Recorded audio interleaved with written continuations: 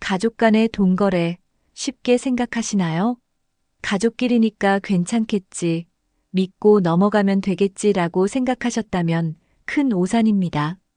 가족이란 이유로 돈 문제를 대충 넘어가다 보면 신뢰를 잃고 관계까지 틀어지는 경우가 많습니다.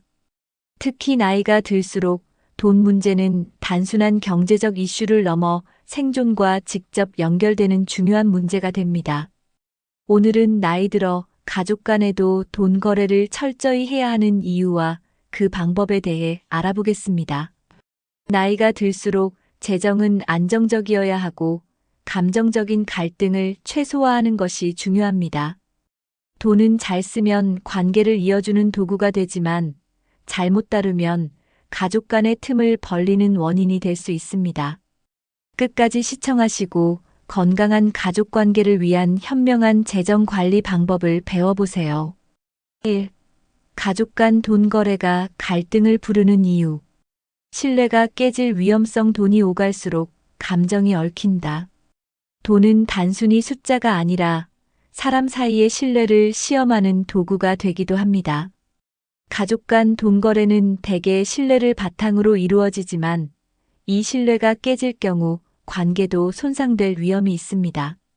예를 들어 돈을 빌린 가족이 상환 날짜를 넘기거나 약속했던 조건을 지키지 않으면 신뢰는 무너지기 쉽습니다.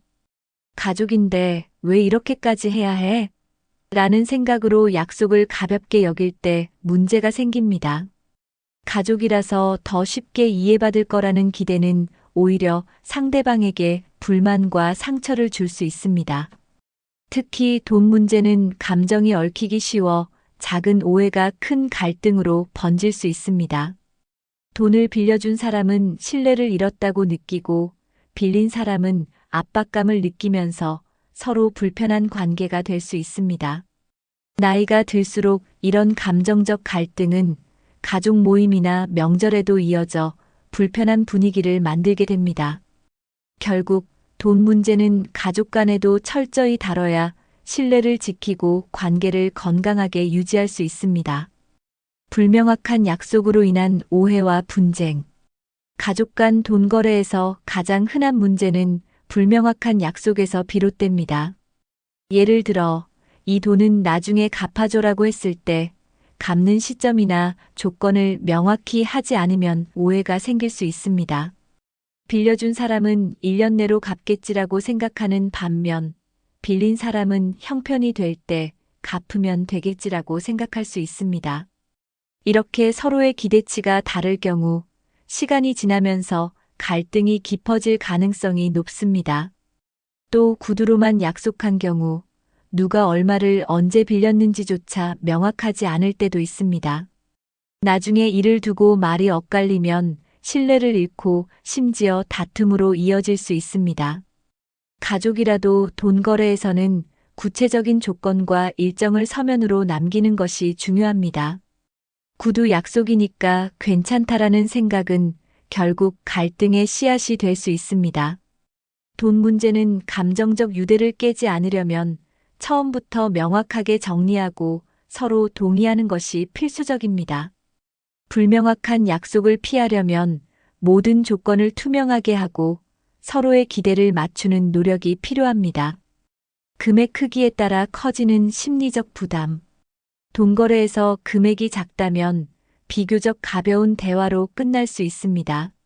하지만 금액이 커질수록 심리적 부담도 비례해 커지게 됩니다. 예를 들어 몇만 원 정도의 돈은 비교적 쉽게 주고받을 수 있지만 수백만 원이나 수천만 원에 이르는 금액이라면 대화의 분위기 자체가 달라질 수밖에 없습니다. 돈을 빌려준 사람은 큰 금액을 빌려준 만큼 상환에 대한 불안감을 가지게 됩니다. 반대로 돈을 빌린 사람은 이 돈을 언제 갚아야 하나? 만약 갚지 못하면 가족에게 실망을 줄까? 라는 심리적 압박을 느낄 수 있습니다. 이런 부담감이 쌓이다 보면 돈 거래 이후에도 서로의 관계가 어색해지고 감정적으로 거리감이 생길 수 있습니다. 특히 나이가 들수록 경제적 안정이 중요한 시기에 이런 부담감은 건강과 정신적 스트레스에까지 영향을 줄 수 있습니다. 돈의 금액이 클수록 더욱 명확한 약속과 철저한 계획이 필요합니다. 금액에 따라 심리적 부담을 최소화하기 위해서는 현실적으로 감당 가능한 선에서만 돈 거래를 진행하는 것이 중요합니다.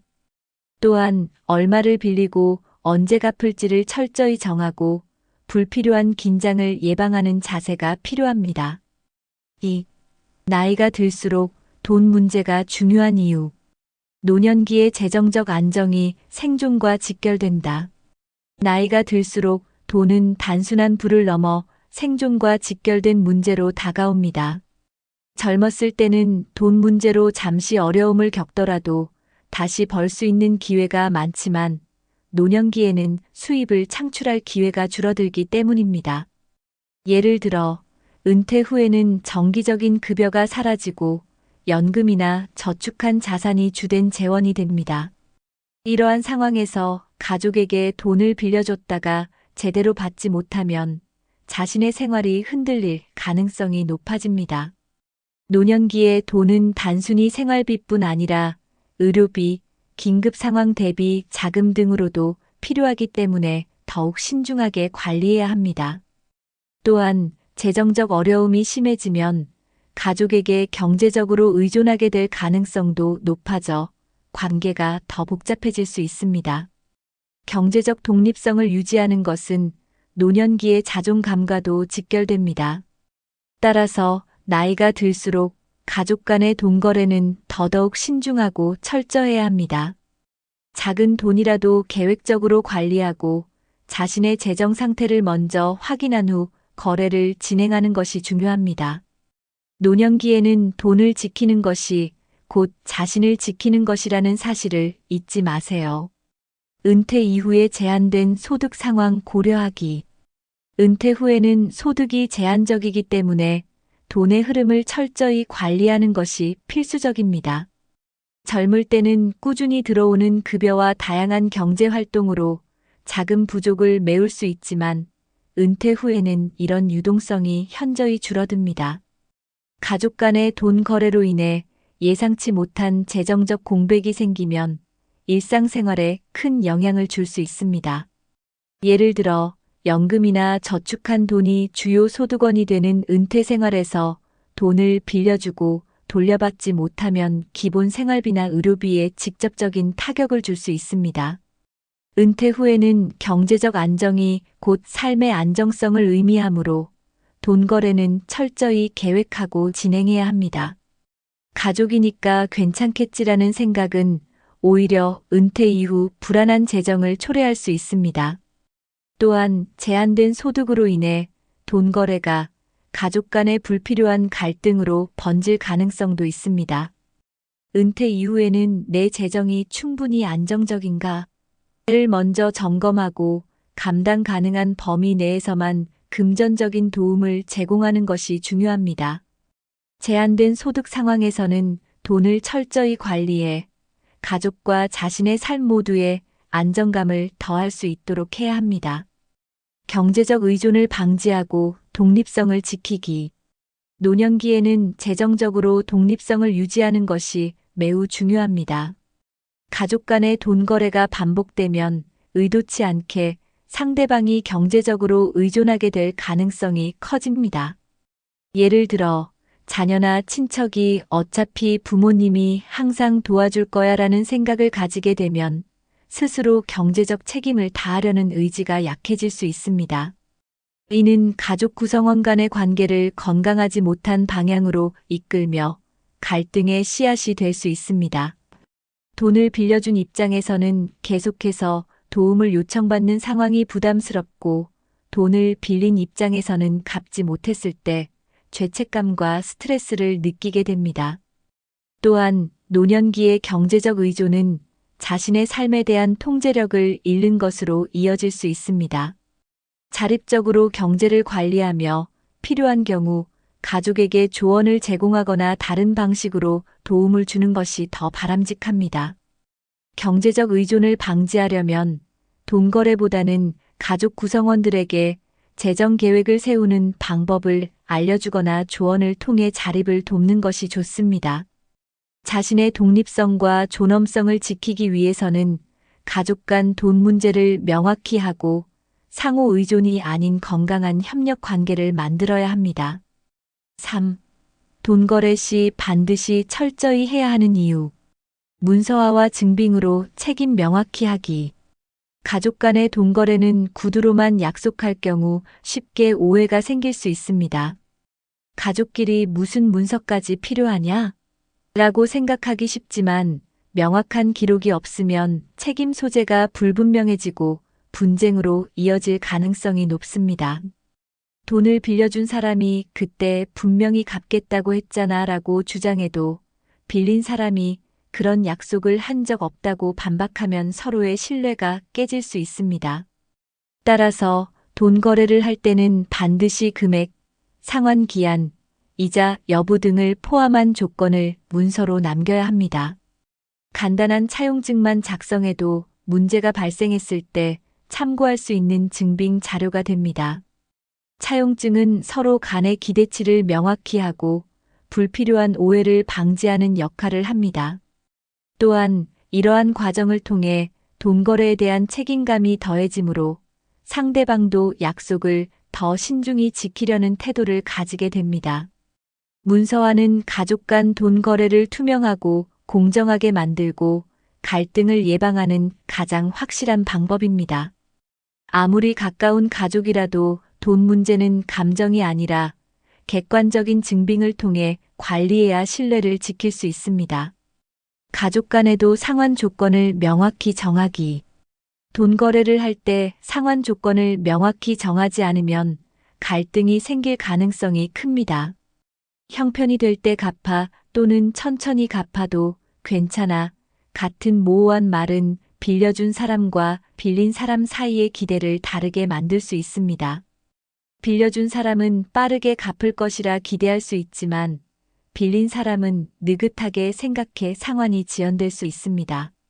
이러한 상황은 가족 간의 감정적 거리감을 유발하고 관계에 균열을 낼 수 있습니다. 따라서 돈을 빌릴 때는 구체적인 상환 날짜와 방식 한 번에 갚기, 나눠 갚기 등을 사전에 명확히 합의해야 합니다. 또한 상환 상황을 주기적으로 확인하며 서로가 같은 기대를 가지고 있는지 점검하는 것이 중요합니다. 이런 합의를 통해 돈 거래에 대한 불필요한 불신을 줄일 수 있습니다. 예를 들어 매달 얼마씩 갚기로 하자처럼 구체적인 계획을 세우고 이를 지키는 것이 바람직합니다. 가족 간이라도 상환 조건을 명확히 정하면 돈 거래는 단순한 경제 활동으로 끝나고 관계는 더 건강하게 유지될 수 있습니다. 대출과 증여를 구분해 분명히 하기. 가족 간 돈 거래에서 자주 발생하는 문제가 대출과 증여의 경계가 불분명해지는 경우입니다. 예를 들어 부모님이 자녀에게 돈을 빌려줬는데 자녀는 이를 도움으로 받아들이고 갚지 않아도 된다고 생각하는 상황이 발생할 수 있습니다. 반대로 부모님은 이 돈을 빌려준 것으로 간주하고 상환을 기대할 수 있습니다. 이런 경우 양측의 기대가 어긋나며 갈등으로 이어질 가능성이 큽니다. 따라서 돈을 주거나 빌려줄 때는 이 돈은 빌려주는 것이다 또는 이건 그냥 도와주는 것이다라고 명확히 해야 합니다. 대출이라면 상환 조건과 기간을 구체적으로 설정해야 하고 증여라면 이 돈은 갚지 않아도 되는 금액이라고 분명히 밝혀야 합니다. 만약 큰 금액의 증여라면 세금 문제도 발생할 수 있으므로 이에 대한 법적 검토를 하는 것이 필요합니다. 예를 들어 자녀에게 큰 금액을 증여할 경우 증여세가 발생할 수 있기 때문에 이를 고려해 처리해야 합니다. 대출과 증여를 구분하지 않으면 가족 간 신뢰가 무너질 뿐만 아니라 법적 문제로 이어질 수도 있습니다. 가족 간에도 돈의 성격을 분명히 정의하는 것이 서로의 관계를 지키고 오해를 예방하는 가장 기본적인 단계입니다. 4. 가족 간 돈 문제를 지혜롭게 해결하는 방법. 도움을 주더라도 감당 가능한 수준에서 제공하기. 가족 간 돈 거래에서 가장 중요한 원칙 중 하나는 자신의 상황에 맞게 감당할 수 있는 수준에서 도움을 주는 것입니다. 아무리 가까운 가족이라도 자신이 감당할 수 없는 금액을 빌려주는 것은 결국 자신에게도 큰 부담이 됩니다. 예를 들어 노후 자금을 충분히 마련하지 못한 상태에서 큰 돈을 빌려주게 되면 자신의 안정적인 생활이 흔들릴 수 있습니다. 도움을 줄 때는 항상 내가 이 금액을 빌려줬을 때 나의 재정 상태에 큰 타격이 없을까? 라는 질문을 먼저 던져보세요. 감당할 수 있는 금액의 기준을 정해두면 돈 거래가 관계에 미치는 부정적인 영향을 최소화할 수 있습니다. 또한 상대방에게 도움을 주더라도 전액을 빌려주기보다는 일부만 지원하며 나머지는 스스로 해결하도록 유도하는 것이 더 건강한 방법입니다. 이는 상대방에게 책임감을 심어주는 동시에 스스로 문제를 해결할 수 있는 자립심을 키워주는 데 도움을 줍니다. 도움을 주는 것은 중요하지만 그 과정에서 자신의 재정적 안정과 심리적 평화를 잃지 않는 것이 더욱 중요합니다. 대화를 통해 명확한 기대치와 조건 설정하기. 가족 간 돈 거래에서 갈등을 예방하려면 무엇보다 대화를 통해 서로의 기대치와 조건을 명확히 정하는 것이 중요합니다. 대화 없이 돈을 빌려주거나 빌리면 상대방이 어떤 조건을 기대하고 있는지 알지 못한 채 오해가 생길 가능성이 높아집니다. 예를 들어 부모님이 자녀에게 필요하면 돈을 빌려줄게라고 말했지만 구체적인 상환 날짜나 금액을 논의하지 않으면 자녀는 그 돈을 무기한으로 사용해도 된다고 생각할 수 있습니다. 이를 방지하려면 대화를 통해 언제까지 갚을 것인지, 얼마씩 상환할 것인지를 명확히 정리해야 합니다. 조건 설정은 상대방을 불신해서가 아니라 서로 간의 기대를 맞추기 위한 과정이라는 점을 설명하세요. 이 과정에서 문서화와 서면, 합의를 추가하면 더욱 철저한 준비가 될 수 있습니다. 또한 대화 중에는 상대방이 경제적 상황을 솔직히 털어놓을 수 있도록 신뢰를 주는 것이 중요합니다. 내가 도움을 줄 수 있는 범위를 확인하고 우리가 서로 부담스럽지 않게 진행하자라는 태도로 대화를 이끌어 보세요. 명확한 조건은 불필요한 감정적 갈등을 방지하고 돈 문제를 단순한 거래로 끝낼 수 있도록 도와줍니다. 조건을 설정하고 이를 서로 존중하는 태도는 가족 간의 신뢰를 지키는 데도 큰 역할을 합니다. 중립적인 제3자의 조언을 받는 것도 고려하기. 때로는 가족 간 돈 거래에서 감정적으로 얽히는 것을 방지하기 위해 제3자의 도움을 받는 것이 현명한 선택일 수 있습니다. 가족끼리만 돈 문제를 논의하면 감정적으로 치우치거나 객관성을 잃을 가능성이 있습니다. 예를 들어 부모님이 자녀에게 돈을 빌려줄 때 변호사나 재정 전문가의 조언을 받아 차용증을 작성하거나 상환 계획을 정리하면 더 투명하고 공정한 거래가 될 수 있습니다. 이는 가족 간 신뢰를 해치지 않으면서도 돈 거래를 철저히 관리할 수 있는 방법입니다. 중립적인 제3자는 가족 간의 대화에서 중재 역할을 하며 논의가 감정적으로 흐르는 것을 방지해 줍니다. 예를 들어, 이 조건은 양측 모두에게 공평한가? 라는 관점에서 조언을 받을 수 있습니다. 이런 조언은 돈 거래를 공식적으로 처리하면서도 가족 관계를 지킬 수 있는 안전장치가 됩니다. 제3자의 도움은 돈 문제를 해결하는 과정에서 객관성과 신뢰성을 더하며 나중에 발생할 수 있는 갈등의 가능성을 줄이는 데 크게 기여합니다. 돈 거래가 복잡하거나 금액이 클수록 전문가의 도움을 받는 것은 필수적입니다. 이를 통해 돈 문제를 감정이 아닌 논리적으로 처리하며 가족 간의 관계를 건강하게 유지할 수 있습니다. 5. 돈 거래 대신 관계를 지키는 현명한 선택. 금전 대신 조언이나 실질적 도움 제공하기. 가족이 재정적으로 어려운 상황에 놓였을 때 꼭 돈을 빌려주는 것이 해결책이 되지는 않습니다. 때로는 금전적인 지원 대신 실질적이고 현실적인 도움을 제공하는 것이 가족에게 더 큰 도움이 될 수 있습니다. 예를 들어, 자녀가 재정적 어려움을 겪고 있다면 그들이 스스로 문제를 해결할 수 있도록 재정 계획을 세우는 방법을 알려주는 것이 좋습니다. 이 돈을 빌려줄게보다는 어떻게 하면 더 나은 재정 관리를 할 수 있을지 함께 고민해보자라고 접근하는 것이 건강한 방식입니다. 혹은 일자리를 찾는 데 도움을 주거나 경제적인 지출을 줄이는 현실적인 방법을 함께 찾아보는 것도 효과적입니다. 이처럼 조언과 지원은 단순히 재정적인 구멍을 메우는 것이 아니라 근본적인 문제 해결에 초점을 맞출 수 있습니다. 금전 대신 실질적 도움을 주는 방식은 가족 간의 유대감을 더 깊게 만들어주며 빌려준 돈 때문에 관계가 어색해지는 것을 방지합니다. 또한 돈을 주지 않더라도 진심으로 도우려는 태도는 가족에게 감동을 주고 신뢰를 더 견고히 할 수 있습니다. 중요한 것은 돈이 아닌 문제 해결과 정서적 지지를 통해 가족 간의 관계를 지키는 것입니다. 가족 간의 유대를 유지하는 데 초점을 맞추기. 돈 거래로 인해 가족 간의 관계가 소원해지는 것은 누구도 바라지 않는 일입니다.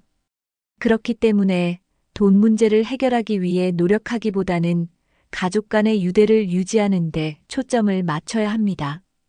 돈을 빌려주지 않더라도 따뜻한 대화와 정서적 지지로 가족의 어려움을 함께 이겨낼 수 있다는 메시지를 전달하는 것이 중요합니다. 예를 들어, 내가 이런 어려운 상황에 처해 있어서 걱정이 많이 돼. 우리가 함께 해결책을 찾을 수 있을 거야 라는 말은 상대방에게 힘을 줄 수 있습니다. 때로는 단순히 들어주는 것만으로도 큰 도움이 될 수 있습니다. 가족은 금전적인 문제가 아닌 정서적 안정과 지지를 통해 더 강하게 연결될 수 있습니다. 돈 문제가 가족 간의 신뢰를 무너뜨리지 않도록 물질적 지원보다는 감정적 지원에 집중하세요. 나이 들수록 관계의 소중함은 돈으로 환산할 수 없다는 것을 깨닫게 됩니다. 설령 금전적 도움을 줄 수 없다 하더라도 함께 해결하려는 마음을 보여준다면 가족 간의 유대감은 더욱 깊어질 것입니다. 돈 문제가 아닌 정서적 지지로 관계를 강화하기. 가족 간의 관계를 돈 문제에서 벗어나 정서적 지지로 강화하는 것은 매우 중요한 접근 방식입니다. 돈 거래는 불필요한 갈등과 오해를 초래할 가능성이 있지만 정서적 지지는 가족 간의 신뢰와 사랑을 더 단단히 만들 수 있습니다. 예를 들어 가족 구성원이 어려움을 겪고 있다면 돈을 빌려주는 대신 그들의 이야기를 진심으로 들어주고 공감하는 태도를 보여보세요. 그동안 정말 많이 힘들었겠구나. 나도 같이 고민해볼게 같은 말은 상대방에게 큰 위로가 될 수 있습니다. 또한 현실적인 해결책을 제안하거나 도움을 줄 수 있는 네트워크를 소개하는 등 비금전적인 방식으로 문제를 해결하는 방법도 있습니다. 이러한 접근은 돈 문제로 인해 생길 수 있는 불편함을 없애고 가족 간의 신뢰와 애정을 강화하는 데 기여합니다. 나이가 들수록 돈보다 중요한 것은 함께 나눌 수 있는 감정과 지지라는 사실을 잊지 마세요. 가족이 서로를 위해 존재한다는 느낌을 주는 것이 돈보다 더 큰 가치를 가지며 관계를 평화롭고 건강하게 유지할 수 있는 열쇠가 됩니다. 돈 문제는 가족 간에도 가장 예민하고 갈등을 초래하기 쉬운 주제 중 하나입니다. 나이가 들수록 돈은 더 소중하고 관계를 더 신중히 다룰 필요가 있습니다. 오늘 말씀드린 철저한 돈 거래 원칙과 현명한 대안 방법을 통해 돈 때문에 가족 간의 관계가 흔들리지 않도록 하세요. 가족은 돈 이상의 가치를 가진 존재이며 돈 문제를 슬기롭게 해결하며 소중한 관계를 지키는 것이 가장 중요합니다. 이 영상이 유익하셨다면 구독과 좋아요를 눌러주시고 여러분의 경험이나 의견을 댓글로 공유해주세요. 함께 가족과의 건강한 관계를 만들어 봅시다.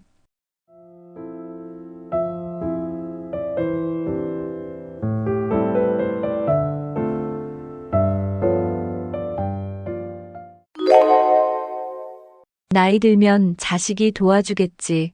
그렇게 생각하셨나요? 그래도 아내는 늘 옆에 있겠지. 마음 한구석엔 그렇게 기대가 있었을 겁니다. 하지만 현실은 다릅니다. 자식은 각자 살기 바쁘고 아내도 내 마음처럼 계속 함께하기 어렵습니다. 세월이 흘러갈수록 누구에게도 마음 편히 기대기가 어려워지는 게 노년입니다. 그렇다면 우리는 누구에게 기대고 살아야 할까요? 늙어서 진짜 나를 지켜주는 건 누구일까요? 결론부터 말씀드리면 자식도 아내도 아닙니다. 결국 끝까지 나와 함께 해주는 건 오직 세 가지뿐입니다. 그 세 가지를 잘 챙기면 외롭지 않고 건강하게 살 수 있습니다. 반대로 그 세 가지를 놓치면 남은 인생이 외롭고 힘들어질 수 있습니다. 오늘 영상에서는 노년에 꼭 지켜야 할 세 가지 기둥을 하나씩 말씀드릴게요. 눈에 보이지 않아도 이 세 가지가 있어야 흔들리지 않습니다. 지금부터 함께 확인해 보시죠. 끝까지 보신다면 분명 생각이 달라지실 겁니다. 아무리 자식이 있어도 내가 아프면 혼자 움직이기조차 어렵습니다. 아무리 돈이 있어도 병원 침대에 누워 있으면 쓸 수가 없습니다. 결국 몸이 아프면 모든 게 멈춥니다. 하루하루가 불편하고 작은 일 하나도 힘들어지기 때문입니다. 건강이 있어야 하고 싶은 걸 할 수 있고 건강이 있어야 가고 싶은 곳을 갈 수 있습니다. 그래서 나이 들수록 제일 먼저 챙겨야 하는 게 몸입니다. 누군가가 나 대신 운동해 줄 수도 없고 식사 조절을 해줄 수도 없습니다. 내 몸은 내가 직접 챙기는 수밖에 없습니다. 오늘 잘 먹고 잘 자고 조금이라도 움직이는 것, 그게 건강의 시작입니다. 나이 들었다고 포기하면 안 됩니다. 오히려 지금이 가장 챙겨야 할 시기입니다. 건강을 지키는 건 선택이 아니라 살아가기 위한 필수입니다. 건강이 있으면 혼자 살아도 무섭지 않습니다. 몸이 든든하면 마음도 든든해집니다. 나이 들수록 가장 먼저 무너지는 건 다리 힘입니다. 앉았다 일어나는 게 힘들어지고 계단이 부담스러워지면 신호가 온 겁니다. 걷는 게 불편해지면 외출이 줄어들고 사람도 안 만나게 됩니다. 그럼 삶이 점점 좁아지고 우울해지기까지 하죠. 하지만 다리 근육은 지금부터라도 다시 만들 수 있습니다. 매일 10번만 앉았다 일어나기를 해도 다리는 반응하기 시작합니다. 무리하지 않아도 됩니다. 꾸준함이 제일 중요합니다. 병원비 줄이는 제일 좋은 방법이 바로 근력 유지입니다. 자식이 나를 부축하지 않아도 되게 만들려면 지금 근육을 챙겨야 합니다. 지팡이보다 더 믿을 수 있는 건 내 두 다리입니다. 건강보험보다 든든한 건 내가 지닌 근육입니다. 의지할 사람을 찾기보다 내 몸을 단단하게 만드는 게 먼저입니다. 몸을 쓰면 생각도 긍정적으로 바뀌고 삶의 의지도 생깁니다. 두 다리는 단순히 걷는 도구가 아니라 나를 세우는 뿌리입니다. 오늘 내 다리를 한 번 더 움직이면 내일이 훨씬 든든해집니다. 건강을 위해 거창한 계획은 필요 없습니다. 중요한 건 오늘 바로 시작할 수 있는 작은 실천입니다. 아침에 일어나서 스트레칭 5분, 이것만으로도 하루가 다릅니다. 집 안에서 제자리 걷기 10분, 충분히 운동 효과가 있습니다. 식사 후에 바로 눕지 않고 가볍게 움직이면 소화도 잘 됩니다. 물을 자주 마시고 가공식품보다는 자연식품을 가까이 해보세요. TV를 보며 한두 가지 간단한 운동을 해보는 것도 좋습니다. 자기 전 5분만 몸을 풀어줘도 숙면에 도움이 됩니다. 잠을 잘 자야 면역력도 올라가고 회복도 빨라집니다. 건강 루틴은 어렵게 생각하면 시작이 힘들어집니다. 작은 습관 하나가 건강에 큰 기둥이 됩니다. 내 몸을 돌보는 시간은 나를 위한 최고의 선물입니다. 나를 챙기면 주변 사람에게도 더 따뜻한 사람이 될 수 있습니다. 내 몸을 내가 돌보지 않으면 누구도 대신해 줄 수 없습니다. 하루 한 가지라도 실천하는 습관, 그게 진짜 노후 준비입니다. 노년에 돈이 없으면 마음부터 작아집니다. 하고 싶은 게 있어도 먹고 싶은 게 있어도 망설이게 되죠. 병원에 가는 것도 눈치 보이고 약값조차 부담스러워질 수 있습니다. 손주들 용돈 하나 주고 싶어도 손이 떨릴 때 마음이 더 무거워집니다. 자식에게 말은 안 해도 속으로는 항상 미안한 마음이 생깁니다. 결국 내 돈이 없으면 하고 싶은 말도 못하고 할 수 있는 일도 줄어듭니다. 돈이 많을 필요는 없습니다. 다만 내가 쓰고 싶은 만큼, 필요한 만큼은 스스로 쓸 수 있어야 합니다. 작더라도 고정 수입이 있으면 마음이 훨씬 편해집니다. 연금이든 작은 일거리든 무엇이든 스스로 벌어 쓰는 돈은 당당합니다. 내 삶을 내 손으로 지키는 기분, 경제력에서 나옵니다. 돈이 많아서 행복한 게 아니라 내가 쓰고 싶을 때 쓸 수 있어야 행복한 겁니다. 노후엔 남의 눈치보다 내 주머니를 먼저 챙겨야 합니다. 경제력이 있어야 내 건강도 내 시간도 내가 지킬 수 있습니다. 그래서 늙어서 기댈 곳, 두 번째는 바로 내 돈입니다. 자식에게 기대는 삶 말은 쉽지만 현실은 다릅니다. 자식도 이제 자기 살기 바쁩니다. 부모 마음은 자식 걱정뿐인데 자식 마음은 생활 걱정뿐이죠. 자식이 도움을 줄 수도 있지만 그게 항상 당연하진 않습니다. 도와줘도 미안하고 안 도와주면 서운해지는 복잡한 마음이 생깁니다. 그래서 아예 기대지 않는 게 마음이 더 편해집니다. 내가 쓰고 싶은 건 내 돈으로, 내가 가고 싶은 곳도 내 힘으로 가는 게 진짜 자유입니다. 자식에게 의지하지 않으면 자식도 마음 편하게 부모를 대할 수 있습니다. 부모가 당당할수록 자식도 부담 없이 다가올 수 있습니다. 도움을 받기보다 가끔 작은 도움을 줄 수 있다면 더 큰 기쁨이 됩니다. 의지보다 독립이, 미안함보다 당당함이 노년을 더 행복하게 만듭니다. 부모가 자식에게 줄 수 있는 마지막 선물은 자립된 모습일지도 모릅니다. 기대지 않고 사는 삶은 힘들지만 결국은 가장 평온한 길입니다. 작은 돈이라도 내 손으로 쓰는 삶이 주는 만족감은 아주 큽니다. 자식에게 기대지 않는 삶, 그것이 진짜 여유입니다. 많은 분들이 이 나이에 무슨 돈을 벌어라고 말씀하십니다. 하지만 꼭 큰 돈을 벌 필요는 없습니다. 하루에 몇천 원, 몇만 원이라도 스스로 버는 건 큰 의미가 있습니다. 물건을 팔든 집안일을 도와주든 취미로 무언가를 만들든 그게 바로 내 손으로 내 삶을 꾸려나가는 힘입니다.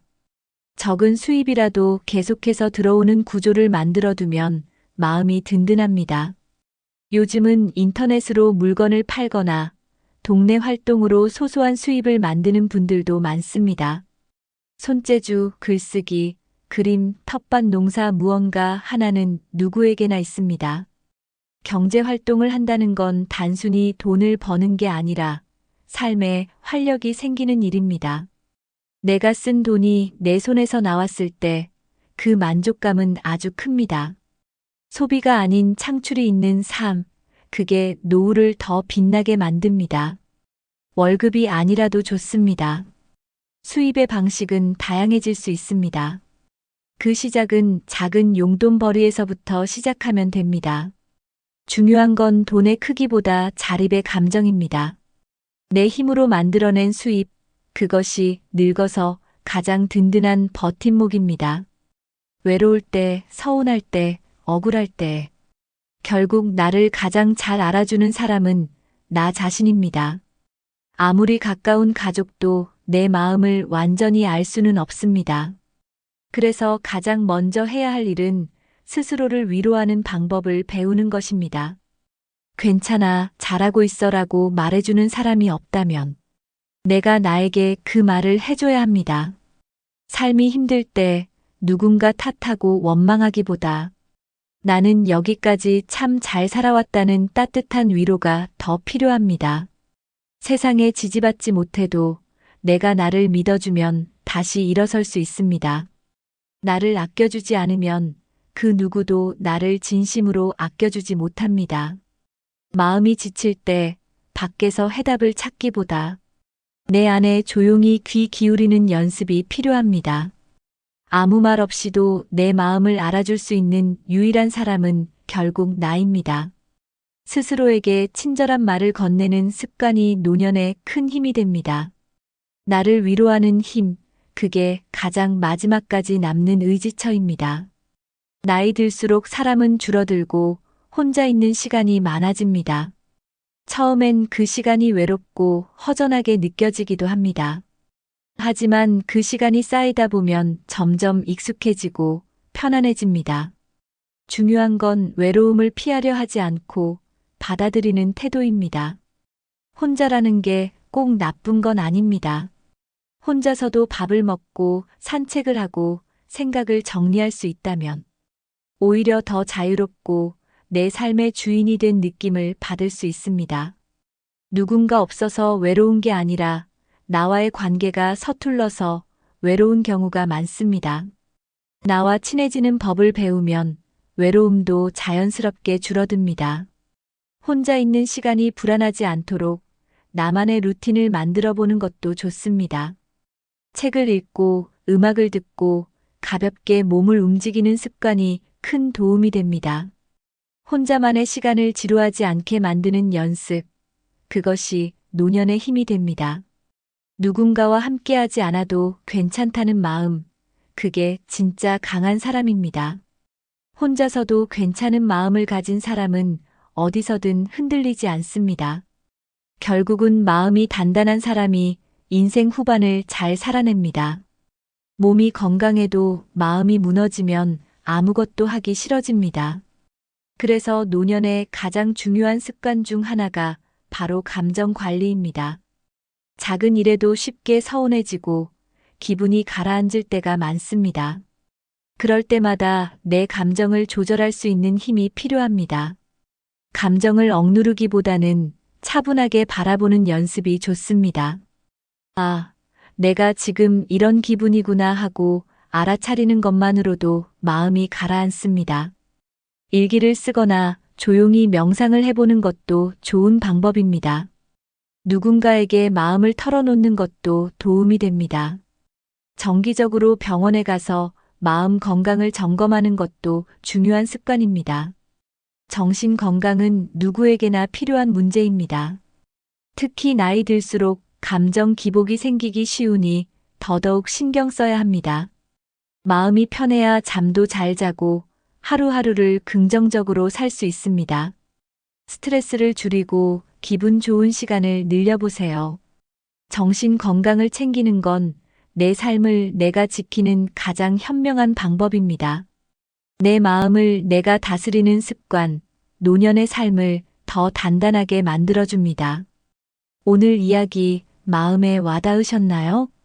자식도 아내도 물론 소중합니다. 하지만 시간이 지나면 그들도 각자의 인생을 살아가야 합니다. 결국 남는 건 오직 나 자신뿐입니다. 그리고 내가 나를 위해 준비해온 건강, 경제력, 그리고 마음의 힘, 이 세 가지가 노년을 지켜주는 진짜 의지처입니다. 이 세 가지를 하나씩 단단히 다져놓으면 누구에게도 기대지 않고 누구도 미워하지 않고 조용하고 단단하게 내 삶을 내 힘으로 지켜낼 수 있습니다. 늦지 않았습니다. 지금부터라도 건강을 챙기고 경제를 준비하고 내 마음을 돌보세요. 혼자 있는 시간이 외롭지 않게 오히려 감사할 수 있도록 만들어 보세요. 영상 보시면서 가장 공감되셨던 부분은 무엇이었나요? 댓글로 여러분의 생각, 그리고 나만의 지혜도 함께 나눠주세요. 오늘 영상이 마음에 남으셨다면 좋아요와 구독, 알림 설정도 꼭 부탁드립니다. 혼자가 불안한 이웃이나 친구분들께 이 영상 공유해 주셔도 좋습니다. 함께라면 노년의 삶도 따뜻하고 단단해질 수 있습니다. 오늘도 내 삶을 지키기 위한 작은 실천 꼭 한 가지 해보시길 바랍니다. 다음 영상에서 더 깊은 이야기로 찾아뵐게요. 시청해주셔서 감사합니다. 항상 건강하고 평안하시길 바랍니다.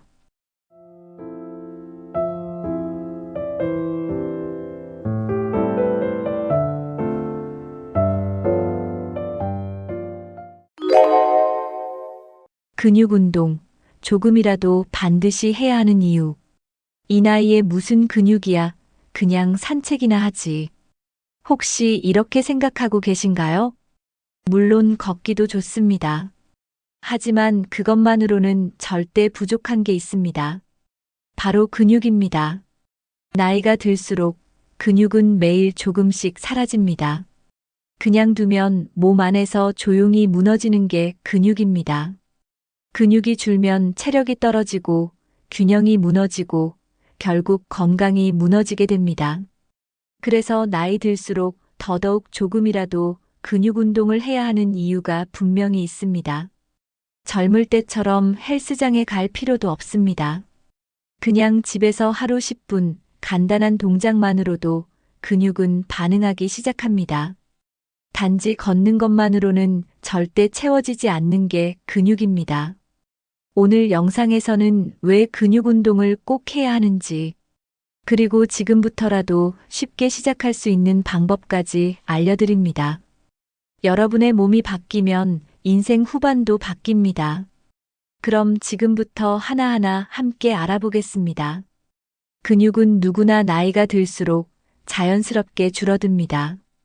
특히 60대 이후부터는 근손실 속도가 훨씬 빨라지기 시작합니다. 그냥 평소처럼 생활해도 근육은 매년 줄어들고 있는 거죠.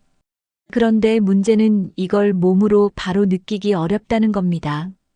계단이 힘들어지거나 쉽게 피곤해지는 걸 느낀다면 이미 진행 중일 수 있습니다. 근육은 가만히 두면 빠르게 사라지지만 키우는 데는 오랜 시간이 걸립니다. 그래서 더 늦기 전에 조금이라도 운동을 시작하는 게 중요합니다. 많은 어르신들이 걷기 운동은 열심히 하시지만 근육 운동은 소홀히 하시는 경우가 많습니다. 걷기만 해서는 다리 근육은 유지돼도 팔이나 등, 복부 근육은 점점 약해집니다. 몸의 중심이 무너지면 균형 잡기가 어려워지고 넘어질 위험도 커집니다. 근육은 단순히 힘을 쓰는데 필요한 게 아닙니다. 몸 전체를 지탱해주는 기둥 같은 역할을 하기 때문에 무너지면 건강도 따라 무너집니다. 지금보다 더 나이 들었을 때 근육이 있느냐 없느냐에 따라 삶의 질이 완전히 달라집니다. 근육은 언제든지 다시 만들 수 있지만 시작이 빠를수록 훨씬 쉽습니다. 오늘부터라도 가볍게 시작해보는 게 제일 좋은 방법입니다. 근육은 써야만 유지되는 조직입니다. 사용하지 않으면 몸은 쓸모없다고 판단하고 점점 줄여버립니다. 그래서 오랜 입원이나 활동량이 적은 생활을 하면 근육이 빠르게 줄어드는 겁니다. 특히 무릎이나 허리 통증 때문에 오래 앉아만 있으면 허벅지와 엉덩이 근육이 급격히 약해집니다. 한번 줄어든 근육은 회복하는데 시간이 오래 걸리고 노력도 많이 필요합니다. 그래서 지금 쓰지 않으면 잃게 된다는 경각심이 필요합니다. 하루 종일 걷는 생활이어도 특정 부위의 근육은 거의 쓰이지 않는 경우도 많습니다. 예를 들어 복부 근육이나 등 근육은 별도로 운동하지 않으면 유지되기 어렵습니다. 근육은 스스로 움직여야 반응합니다. 그냥 생활하는 것만으로는 부족하고 의도적으로 자극을 줘야 유지가 됩니다. 매일 조금이라도 반복해주면 근육은 생각보다 빠르게 반응합니다. 중요한 건 무리한 운동이 아니라 자주, 꾸준히 쓰는 것입니다.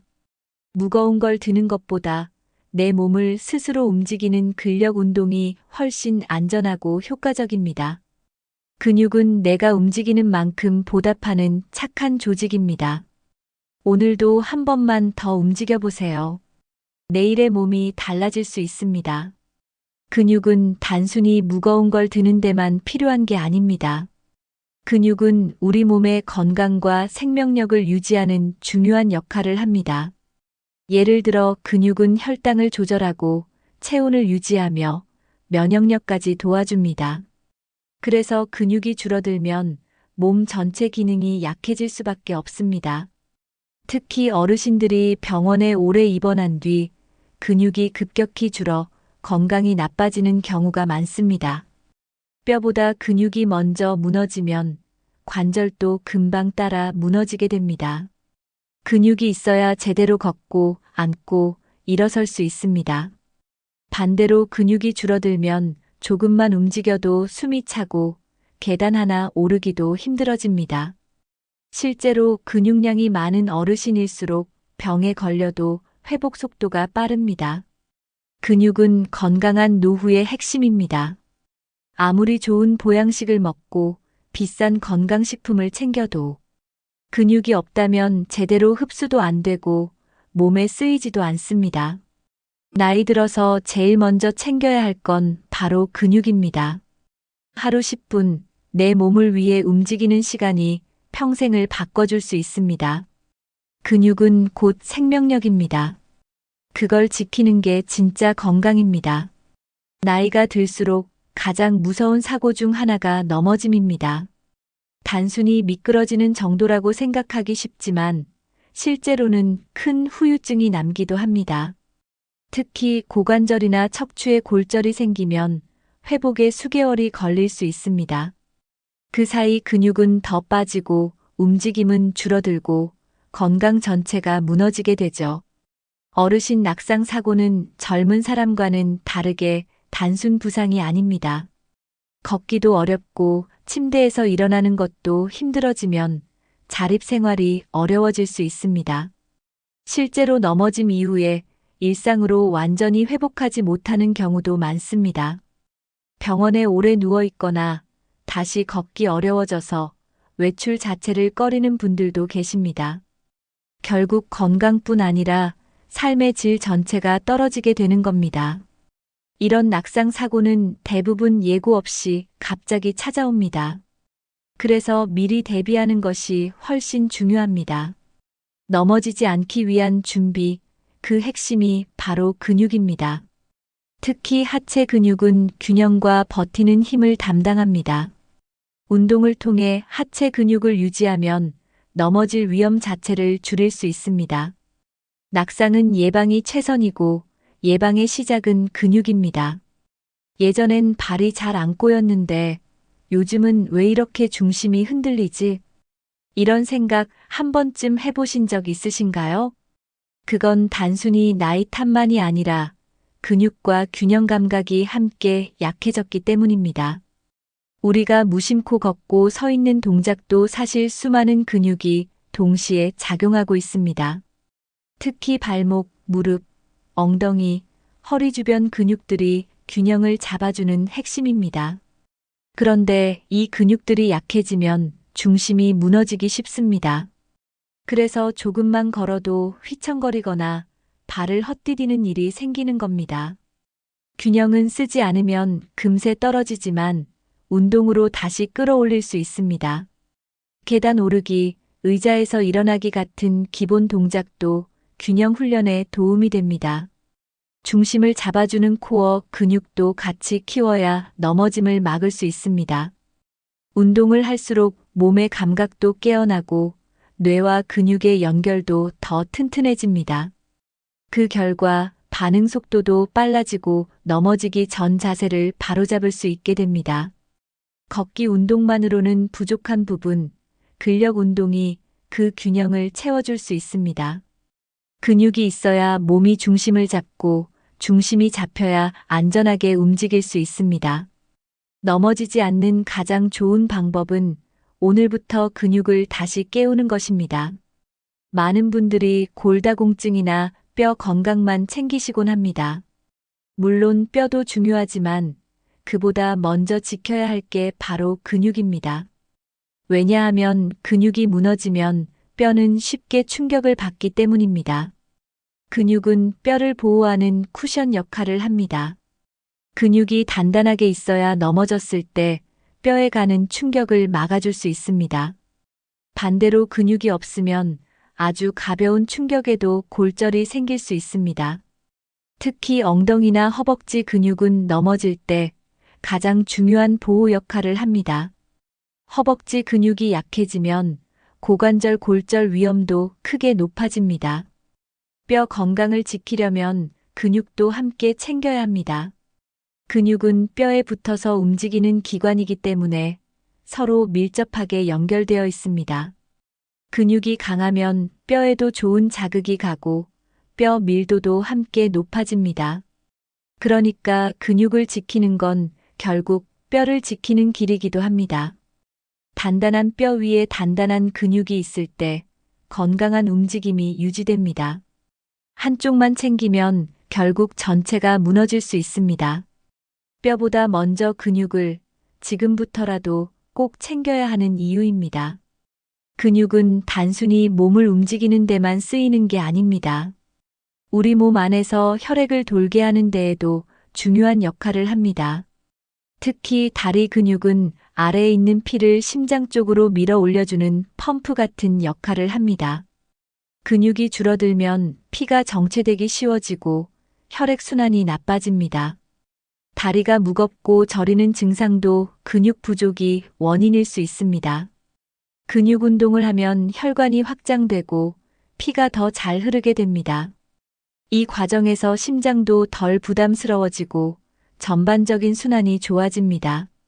혈액순환이 잘 되면 손발도 따뜻해지고 부종도 줄어들 수 있습니다. 또 산소와 영양소가 온몸에 잘 퍼져 피로 회복도 빨라집니다. 근육이 늘면 몸 전체가 활기를 되찾는 이유가 바로 여기에 있습니다. 꾸준한 근육 운동은 몸 안을 깨우는 가장 자연스러운 자극입니다. 특히 하체 근육을 단련하면 혈액이 잘 돌면서 전반적인 건강 상태가 나아집니다. 심장이 약한 분일수록 무리하지 않게 근육을 자극하는 운동이 필요합니다. 움직이는 근육은 피를 밀어주고 피는 산소를 데려와 몸을 깨워줍니다. 하루 10분이라도 근육을 움직이면 혈액순환이 달라질 수 있습니다. 근육 운동은 혈압과 혈당을 조절하는 데도 큰 도움이 됩니다. 운동을 하면 혈관이 부드럽게 열리고 혈압이 자연스럽게 낮아지기 시작합니다. 특히 근육이 늘어나면 혈당을 조절하는 능력도 함께 향상됩니다. 이는 근육이 혈당을 흡수해서 에너지로 쓰는 작용 덕분입니다. 그래서 당뇨병이 있는 분들에게도 근육 운동은 아주 중요한 치료 방법입니다. 단순히 식단만으로는 혈당을 완전히 잡기 어렵기 때문입니다. 근육 운동은 인슐린 감수성을 높여줘 혈당이 오르지 않도록 도와줍니다. 특히 복부와 허벅지 같은 큰 근육을 쓰면 혈당 관리의 효과가 더욱 커집니다. 고혈압 역시 꾸준한 운동으로 혈관이 유연해지고 심장 부담이 줄어들게 됩니다. 운동을 하면 스트레스 호르몬도 줄어들기 때문에 혈압 안정에도 좋습니다. 단, 무거운 운동보다는 본인 체력에 맞춘 간단한 동작부터 시작하는 게 안전합니다. 의자에 앉았다 일어나기, 벽 짚고 스쿼트하기 같은 동작이 도움이 됩니다.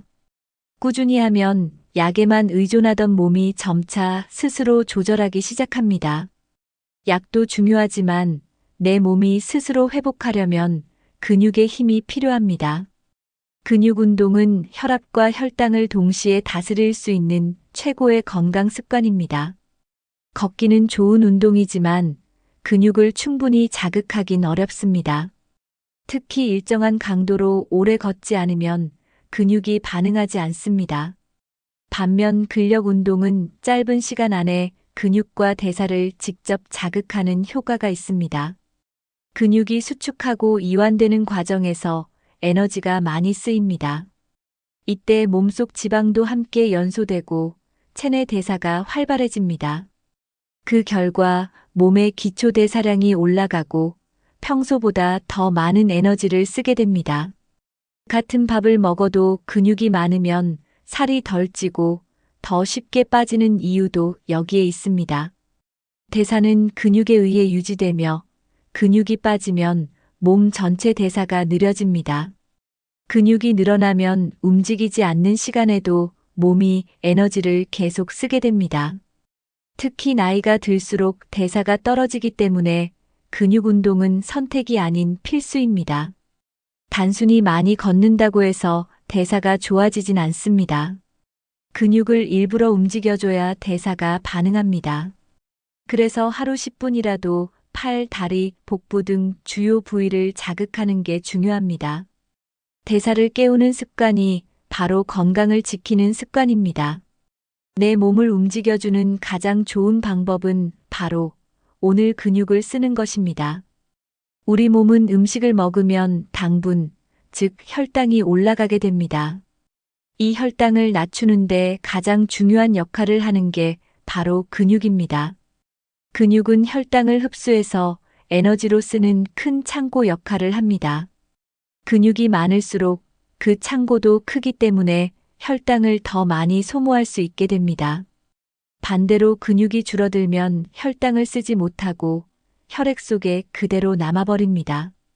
그게 반복되면 결국 당뇨병이 생기거나 더 심해질 수 있습니다. 그래서 당뇨 환자에게도 의사들이 꼭 권하는 게 근력 운동입니다. 단순히 식단만 조절해서는 혈당을 완전히 관리하기 어렵기 때문입니다. 특히 운동 직후에는 근육이 혈당을 빠르게 흡수하는 효과가 더 커집니다. 걷기 운동도 도움이 되지만 근육에 힘이 들어가는 운동이 훨씬 효과적입니다.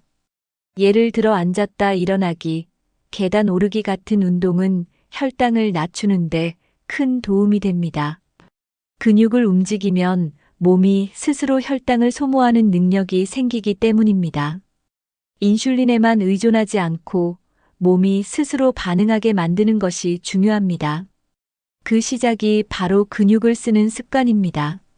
당뇨 조절을 위해서라도 근육은 절대 빼놓을 수 없는 요소입니다. 많은 분들이 살이 잘 찌고 잘 안 빠져요라고 하십니다. 그 이유 중 하나가 바로 근육량 감소입니다. 근육이 줄어들면 몸의 기초대사량도 같이 떨어집니다. 기초대사량이란 가만히 있어도 몸이 에너지를 쓰는 양입니다. 근육이 많을 때는 가만히 있어도 에너지를 많이 쓰기 때문에 살이 덜 찌는 거죠. 하지만 근육이 줄어들면 같은 양을 먹어도 살은 더 쉽게 찌게 됩니다. 그래서 예전보다 많이 먹지 않는데도 체중이 느는 것처럼 느껴질 수 있습니다. 또 살이 찌면 무릎이나 허리에도 부담이 더 가기 때문에 악순환이 생깁니다. 체중은 줄이려고 해도 쉽게 빠지지 않고 몸은 더 무거워지기만 합니다. 이럴 때 중요한 건 식단만 줄이는 게 아니라 근육을 늘려주는 운동을 병행하는 겁니다. 근육이 생기면 기초대사량이 올라가고 살도 더 잘 빠지기 시작합니다. 단순히 걷기보다는 근육을 직접 자극하는 동작이 체중 관리에 훨씬 효과적입니다. 그리고 살이 빠지는 것보다 지방은 줄고 근육은 늘어나는 게 진짜 건강한 변화입니다. 숫자보다 중요한 건 내 몸의 구성, 근육량입니다. 체중이 고민이라면 먼저 근육부터 다시 키워보세요. 당뇨나 체중 때문에 식사 조절을 열심히 하시는 분들 정말 많습니다. 물론 식단은 기본이지만 그것만으로는 절대 충분하지 않습니다. 몸은 움직여야 대사가 활발해지고 먹은 에너지가 제대로 쓰이게 됩니다. 아무리 적게 먹어도 움직이지 않으면 살은 잘 빠지지 않습니다. 또 활동량이 부족하면 근육은 점점 빠지고 몸은 더 약해집니다. 적게 먹는 건 일시적인 효과를 줄 수 있지만 오래가지 못합니다. 오히려 너무 먹는 걸 줄이면 근육까지 빠져버릴 수 있습니다. 그럼 기초대사량은 더 떨어지고 요요 현상이 쉽게 찾아오게 됩니다. 그래서 식사 조절과 함께 꼭 필요한 게 근력 운동입니다. 운동을 하면 몸이 스스로 에너지를 쓰는 능력을 되찾게 됩니다. 식사만 줄이는 게 아니라 먹은 걸 잘 쓰는 몸을 만드는 게 더 중요합니다. 특히 근육이 많아지면 조금 더 먹어도 살이 잘 찌지 않는 몸이 됩니다. 몸의 밸런스를 위해선 꼭 근육을 지켜야 합니다. 건강한 다이어트, 건강한 혈당 관리는 운동이 함께 갈 때 가능합니다. 식사만으로는 절대 해결되지 않는 이유, 바로 근육 때문입니다. 근육은 단순히 몸을 움직이는 조직이 아니라 뇌와 끊임없이 소통하는 장기입니다. 우리가 몸을 움직일 때마다 뇌도 함께 작동하고 반응합니다. 특히 복잡한 동작이나 균형 잡는 활동을 할 때는 뇌가 더 활발하게 움직입니다. 근육을 움직이는 동안 뇌에서는 신경 전달 물질이 활발히 분비됩니다. 그 중엔 기억력과 집중력을 높여주는 성분도 포함되어 있습니다. 그래서 운동을 하면 몸만 개운한 게 아니라 머리도 맑아지는 걸 느끼게 됩니다. 근육은 움직일수록 뇌를 자극하고 그 자극이 뇌 건강에 직접 영향을 줍니다. 움직이지 않으면 뇌도 덜 활동하게 되고 인지 능력도 점차 떨어질 수 있습니다. 특히 나이가 들수록 운동을 통한 뇌 자극이 훨씬 더 중요해집니다. 앉아서 TV만 보는 시간이 늘어날수록 뇌는 더 쉬게 되고 생각도 줄어들게 됩니다. 반면 매일 조금이라도 근육을 쓰는 습관은 뇌에 활력을 줍니다. 손을 쓰고 다리를 쓰고 균형을 잡는 동작들이 모두 뇌를 깨우는 자극입니다. 그래서 근육은 움직이는 장기라 불릴 정도로 중요합니다. 몸을 움직이면 뇌도 함께 살아납니다. 오늘 움직이는 한 동작이 내일의 기억을 지키는 힘이 됩니다. 연구에 따르면 규칙적으로 운동하는 노인은 인지 저하가 더디게 진행됩니다. 같은 나이라도 근육을 꾸준히 쓰는 사람은 뇌 기능이 더 활발합니다. 뇌혈류가 잘 돌고 기억력이나 판단력 유지에도 도움이 됩니다. 특히 하체 근육을 많이 쓰는 운동은 뇌에 긍정적인 영향을 더 크게 미칩니다. 걷기, 계단 오르기, 앉았다 일어나기 같은 기본 동작도 뇌를 자극하는 데 도움이 됩니다. 근육 운동을 할 때는 집중력이 필요하고 몸의 감각을 느끼는 훈련도 함께 됩니다. 이런 과정을 통해 뇌는 계속 깨어있는 상태를 유지하게 됩니다. 뇌는 쓰지 않으면 빨리 퇴화되지만 쓰면 쓸수록 회복하려는 힘을 갖고 있습니다. 특히 운동을 꾸준히 한 분들은 말하는 속도, 반응 속도도 더 빠릅니다. 몸을 움직이는 능력과 뇌의 기능은 연결되어 있기 때문입니다. 그래서 치매 예방을 위해서도 근육 운동은 꼭 권장됩니다. 젊은 사람보다 어르신에게 운동이 더 필요한 이유가 여기에 있습니다. 아무리 좋은 책을 많이 읽어도 몸을 함께 움직여야 뇌가 더 오래 살아납니다. 인지 저하를 막고 싶은 분이라면 오늘부터 근육을 움직여 보세요. 머리는 써야 늙지 않고 몸도 마찬가지입니다. 둘은 함께 움직일 때 더 건강해집니다. 나이가 들수록 이유 없는 외로움이나 우울감을 느끼는 분들이 많습니다. 하루 중 말할 일이 줄고 움직임도 적어지면 마음도 함께 가라앉게 됩니다. 그런데 운동, 특히 근육 운동을 하면 기분이 훨씬 달라질 수 있습니다. 그 이유는 운동할 때 뇌에서 행복 호르몬이라 불리는 엔도르핀이 분비되기 때문입니다. 근육을 움직이는 행위는 단순한 신체 활동을 넘어 감정을 다스리는 데도 효과가 있습니다. 하루에 단 몇 분이라도 운동을 하면 기분이 환기되고 스트레스도 풀리게 됩니다. 땀이 나고 숨이 차면서 마음의 무게도 함께 가벼워지는 걸 느낄 수 있습니다. 특히 혼자 집에만 있는 시간이 많을수록 운동은 더 큰 도움이 됩니다. 어떤 분들은 운동을 통해 삶의 활력을 되찾고 마음의 안정감도 얻었다고 이야기합니다. 작은 근육 자극이 내 마음까지 달래주는 경험, 누구에게나 필요합니다. 우울감은 약만으로 해결되는 문제가 아닙니다. 내 몸을 스스로 돌보는 시간이 늘어날수록 내 마음도 회복됩니다. 혼자라도 괜찮습니다. 집안에서 간단한 동작부터 시작해 보세요. 근육이 움직이면 뇌가 반응하고, 뇌가 반응하면 감정도 살아납니다. 마음이 지쳐 있다면 먼저 몸부터 조금씩 움직여 보세요. 많은 분들이 운동은 시간이 너무 오래 걸려서 못해요라고 하십니다. 하지만 꼭 1시간씩 하지 않아도 괜찮습니다. 하루에 10분만 근육을 자극해줘도 몸은 반응하기 시작합니다. 중요한 건 얼마나 오래보다 얼마나 꾸준히입니다.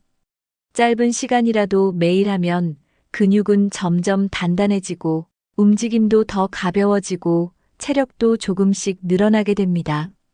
처음에는 힘들 수 있어도 3일, 5일, 일주일이 지나면 몸이 익숙해집니다. 특히 의자에 앉았다 일어나기, 팔 들어 올리기 같은 동작부터 시작하면 부담이 없습니다. TV 보기 전에, 잠들기 전에, 아침에 일어나서 생활 속에서 10분만 시간을 내보세요. 20분이 한개월 후, 1년 후의 건강을 완전히 바꿔줄 수 있습니다.